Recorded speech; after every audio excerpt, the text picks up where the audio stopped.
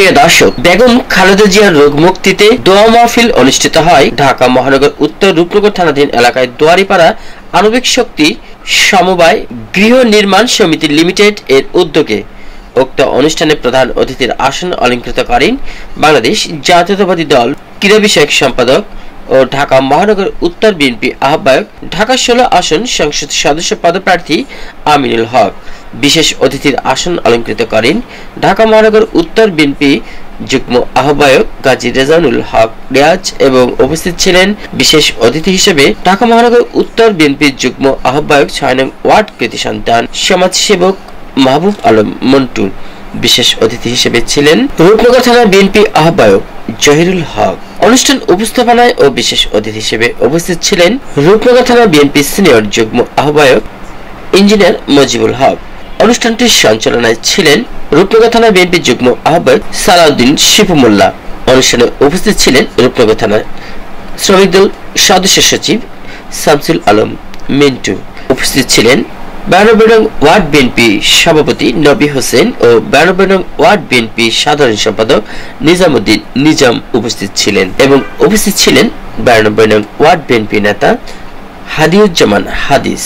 প্রিয় দর্শক, উক্ত অনুষ্ঠানটির সার্বিক দিক নির্দেশনায় ও সভাপতিত্বে ছিলেন ঢাকা মহানগর উত্তর বিএনপির সাবেক সদস্য ও রূপনগর থানা বিশিষ্ট সমাজসেবক দুয়ারিপাড়া কৃতি সন্তান দুয়ারিপাড়া ওয়াকফা স্টেট সভাপতি আমজাদ হোসেন মোল্লা।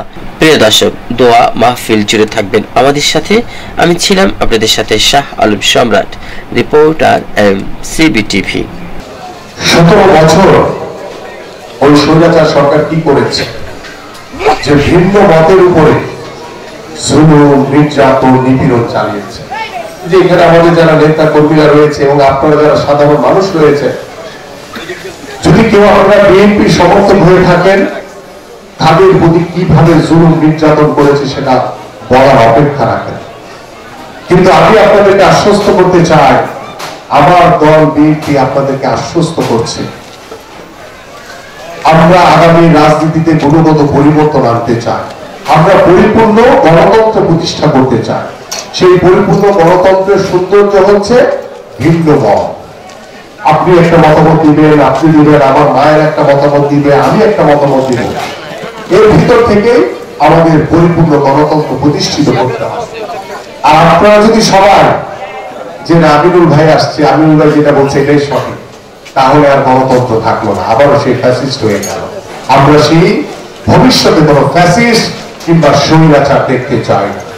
আমরা একটি সুস্থ ধারা রাজনৈতিক পরিবেশ তৈরি করতে চাই, যে পরিবেশের মাধ্যমে আমি এবং আমার দল আপনাদেরকে আশ্বস্ত করছে যে আগামী ফেব্রুয়ারি নির্বাচনে বাংলাদেশ জাতীয়তাবাদী দল বিএনপি যদি সরকার গঠন করে, আমরা কখনোই কোন ভিন্ন মতের উপরে কোন প্রকার জুলুম, নির্যাতন, নিপীড়ন করব না। এটা আমাদের ওয়াদা করে আছে। আমরা প্রত্যেকটি সমাজের নাগরিকদের জন্য সম অধিকার প্রতিষ্ঠা করতে চাই। সম অধিকারের মাধ্যমে আমরা আগামীর বাংলাদেশে একটি মানবিক বাংলাদেশ করতে চাই। আমরা রাজনৈতিক গুণগত পরিবর্তন আনতে চাই। আমরা ভবিষ্যতে আর কোন জুলুম, নির্যাতন, নিপীড়ন দেখতে চাই না। এই জন্য আপনাদের সহযোগিতা আমার দরকার। আমি কিন্তু একা পরিবর্তন করতে পারবো না যদি আপনারা সহযোগিতা না করেন। আমি আপনাদের সহযোগিতা নিয়ে, আপনাদের পাশে থেকে, আপনাদের সাথে মতামত নিয়ে আমি আমার এই পল্লবী রূপনগর এই নির্বাচন এলাকায় প্রত্যেকটি পরিবার, আমার এই সমাজকে, আমার এই এলাকাকে আমি একটি সুন্দর মানবিক সমাজ হিসেবে, মানব মুক্ত সমাজ হিসেবে গড়ে তুলতে চাই। এই জন্য আপনাদের সকলের কাছে আমি সহযোগিতা চাই, যে আপনাদের পাশে আল্লাহ পাক আমাকে যতদিন বাঁচিয়ে রেখেছে, ইনশাআল্লাহ আমি আপনাদের পাশে থাকব। এবং আমি আর বক্তব্য দীর্ঘায়িত করব না। আমি আমাদের ইমাম সাহেবকে বিনীত অনুরোধ করছি তার দোয়া পরিচালনা করার জন্য, এবং আপনারা যারা এখানে উপস্থিত রয়েছেন, আপনারা মনের অন্তর থেকে আমাদের প্রিয় নেত্রী সুস্থতা কামনায় দোয়া করবেন, তিনি যাতে সুস্থ হয়ে দ্রুত আবারও আপনাদের পাশে, আমাদের পাশে এসে দাঁড়াতে পারে। সবাইকে ধন্যবাদ। বাংলাদেশ জিন্দাবাদ, বাংলাদেশ জাতীয়তাবাদী দল বিএনপি জিন্দাবাদ। আল্লাহ আপনার বান্দিকে আপনি সেবা দান করেন। আল্লাহ সুস্থ আপনি রাখেন, অসুস্থ আপনি বানান। আল্লাহ আপনি যদি অসুস্থ ব্যক্তিকে সুস্থ করতে চান, মুহূর্তের মধ্যে সুস্থ হয়ে যায়। পৃথিবীর কোন ডাক্তারের প্রয়োজন হয় না, পৃথিবীর কোন ওষুধের প্রয়োজন হয় না। আল্লাহ আপনার বান্দিকে আল্লাহ তার জানটা দীক্ষা দিয়ে যান। আয় আল্লাহ জনগণের সামনে পূর্ণ সুস্থতার সাথে আবার ফিরিয়ে দেন। আল্লাহ তার হায়াতে বরকত দান করিয়েন, সুস্থতা নামক নেয়ামত তাকে দান করিয়েন। আয় আল্লাহ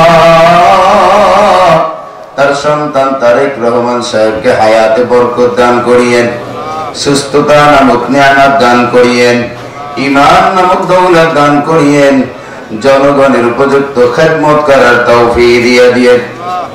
আয় আল্লাহ,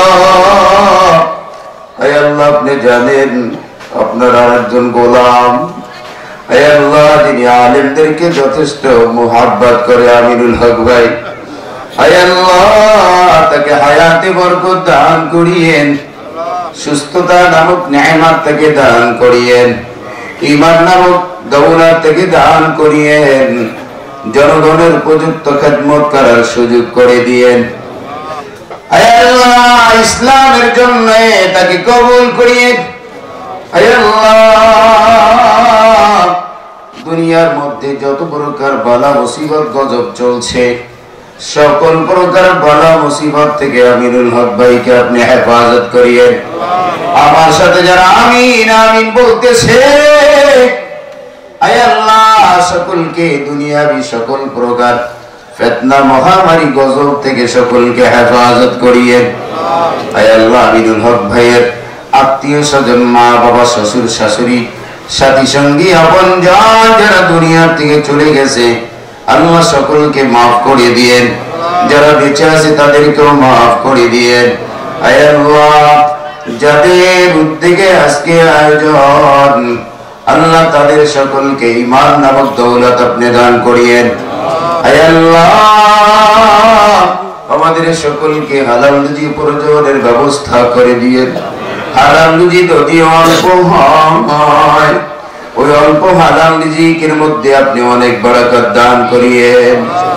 আয় আল্লাহ আমাদের দেশের মধ্যে শান্তির ব্যবস্থা করে দিয়েন।